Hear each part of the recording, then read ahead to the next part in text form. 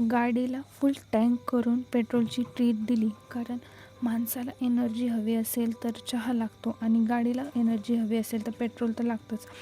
आज माझा पेपर होता. पेपर ठीकठाक गेला, पण एक्झाम संपल्यावर मनाला जरा शांतता हवी होती म्हणून थेट आजीच्या घरी गेले. तिथे थोडं रिलॅक्स झाले, गप्पा मारल्या आणि खरंच मन हलकं झालं.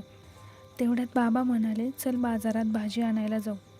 मग आम्ही बाजारात गेलो. बाजारात गेल्यावर भाजीवाल्यांना पाहून अचानक मनात एक विचार आला, फार्मसीमध्ये काही नाही झालं तर आपल्यालाही कदाचित हेच करावं लागेल.